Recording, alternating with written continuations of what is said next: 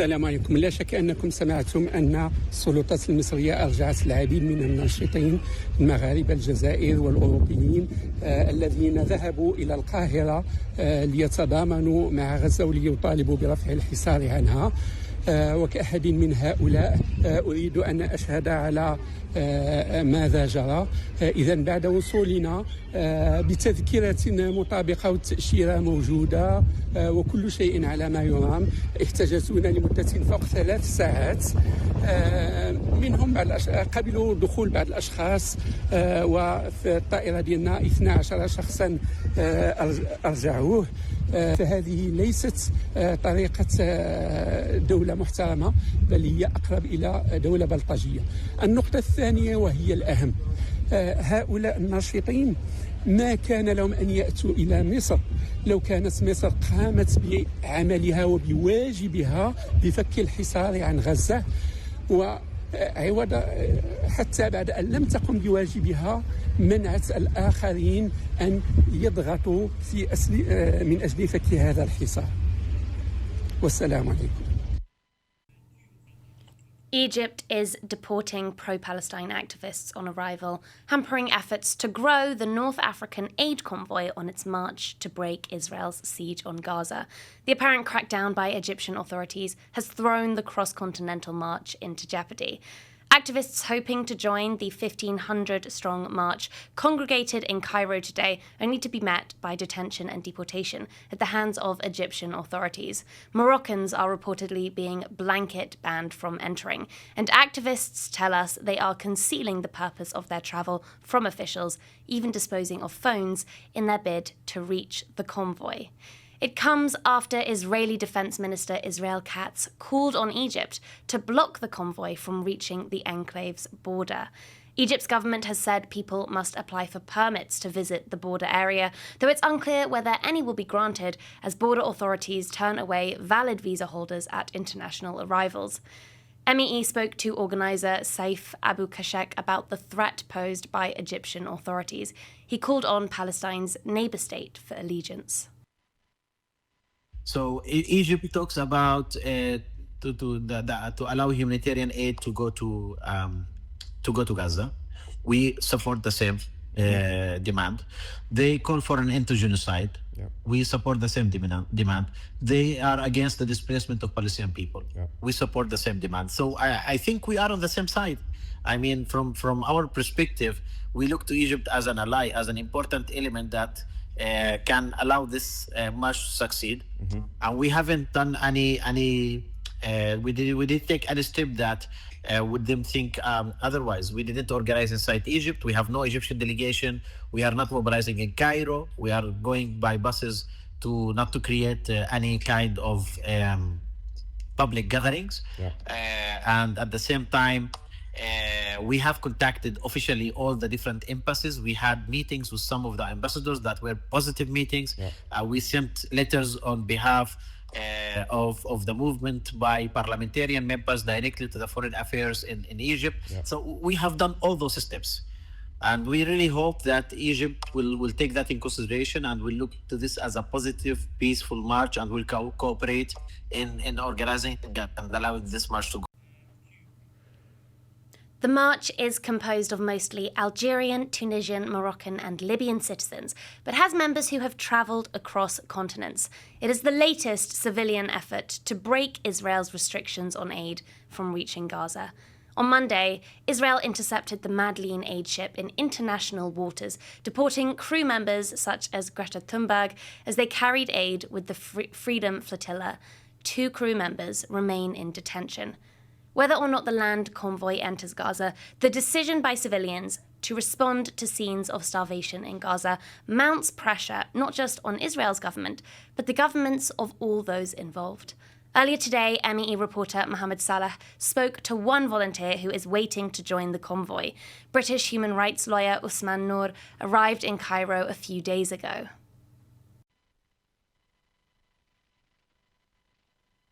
So why did you join the march itself, and what do the days ahead look like for the march? My own reason is this is the most important issue in the world. No system of oppression can be truly dealt with until we tackle the most egregious form of it. What Israel is doing in Palestine is beyond repugnant. It is the worst type of atrocity. And so no other type of justice can be said to be dealt with unless this injustice is dealt with. So I am, by background, a refugee lawyer. So I've represented people from conflict areas all over the world. And I think if we can unite, as we are uniting, to create the power of human solidarity, the power of compassion to change the system, we will have achieved something that all on it's a proud moment for humanity. So I wanted to be part of it. I wanted to show that we are going to be with the people of Gaza, no matter potential inconvenience or cost to us, a demonstration of that solidarity. Very good. And the global march to Gaza requires a lot of logistics. Can you tell us a bit about the logistics, and do you expect to make it to Gaza? This has been a truly bottom-up movement. There's no particular organization, no particular head. It is funded by the individuals who are going. We've all paid for our own costs. But the logistics is required, as you know, quite a lot of organization. And so efforts have been made over several months to seek the permission of the Egyptian authorities to do this march. And as far as we're aware, the authorities have not forbidden it. And then that's why we've come here to be good to our word and show the people of Gaza that we will be with them. So people from all over the world in different delegations from different countries. We've joined different delegations for our own logistical organization. But the plan is that we get a coach to Al Arish, which is around 50 kilometers from the Rafah border crossing, and then we walk in the desert the same length of Gaza. So the walk is also symbolic of the people in Gaza have been walking, escaping the bombing campaign from Israel for the last 20% thought. Let's walk that distance as a representation of our connection to them. Okay, and why now for this march? Why this particular time? This comes, of course, 19 to 20 months after the war broke out. Why now? This march ideally should have taken place a long time ago. We are here now, having been inspired by the Freedom Flotilla's actions, the pioneers that decided to take matters into their own hands and to break the siege. So this culmination of energy that has been on around the world, this demand that people have been making that Israel stop genocide, and the failure of the international community to sanction and embargo Israel has resulted in the realization around the world that humans, if we are going to do what we say, that we have to take matters into our hands and actually go ourselves. So it is the culmination of a long process of realization that states are failing to, and decided that if humanity needs to unite, then we need to do it now. We are inspired by the actions of the Freedom Flotilla, the direct action to try to break the siege. I feel like we need to deliver the message to the people of Gaza that we will not abandon them. So we are coming as close as possible, as humanly possible, to the people of Gaza to show them that their pain is our pain, their suffering is our suffering, and their liberation will be our liberation. We will not abandon the people of Gaza.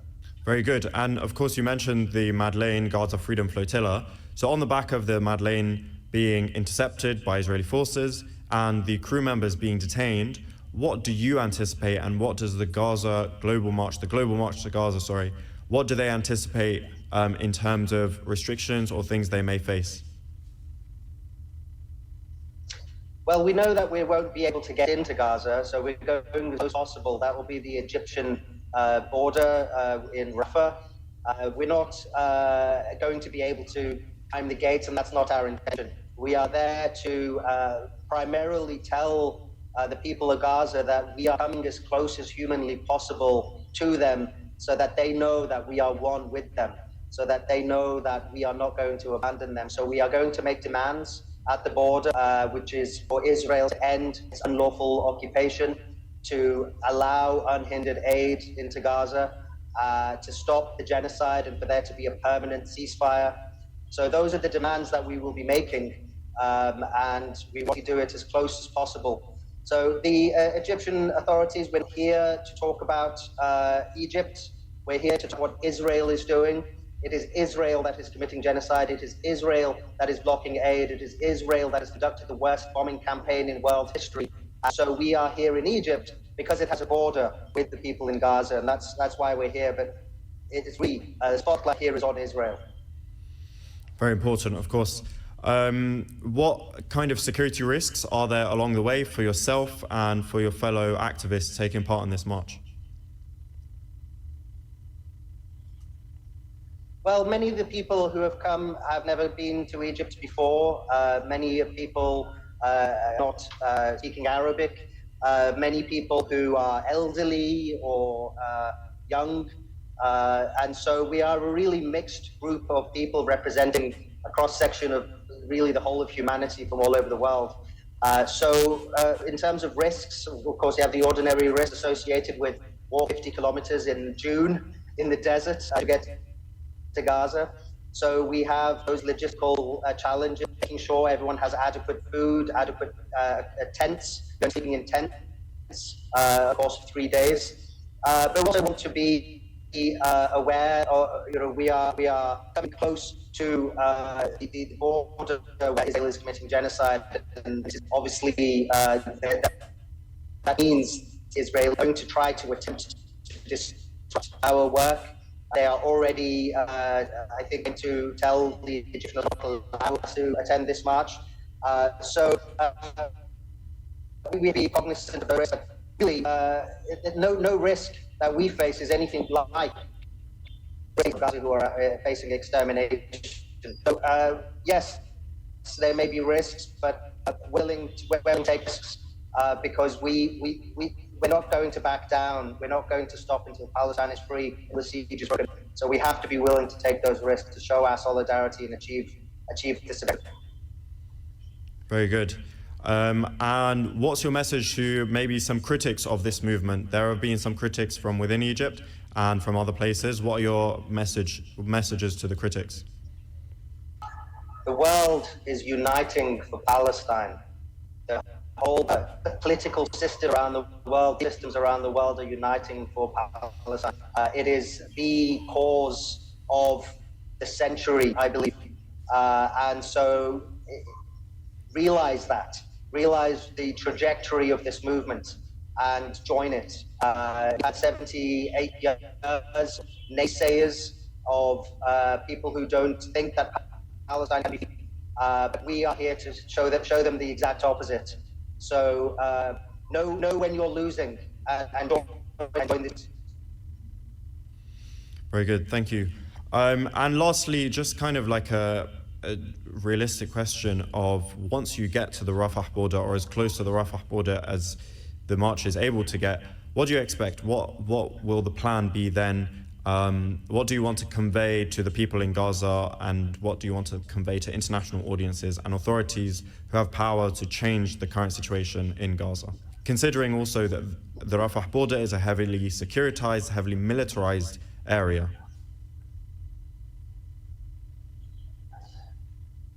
Well, this shows, I think, the people of Palestine is that many people are moving, crossing borders, willing to unite and actually undergo challenges to be with them. So it's a testament to our sense of oneness with the people of Gaza. And I hope that they take some courage from that. And that is, of course, the primary concern on their mind, but they should, I hope, take some comfort from knowing that they are never abandoned. That's also the message that we give to the rest of the world as well. The political message we make is to Israel to stop what it is doing, and for them to know how much we are willing to undergo in order to achieve that goal of stopping this genocide. And I think when we get to the border crossing, will be a moment where people from all over the world will be together in our love and solidarity for the Palestinian people. And I hope ourselves, we can also take courage and comfort from that. Many of us have been working individually or perhaps as organizations in specific countries, but this will be a global, a truly global gathering. And that, I think, will give confidence to other activists from all over the world that, yes, the world is uniting and we will never stop. So we should carry on what we're doing. And hopefully we'll follow up with you over the next few days. Thank you very much, Osman, joining us from Cairo, Egypt. Thank you so much.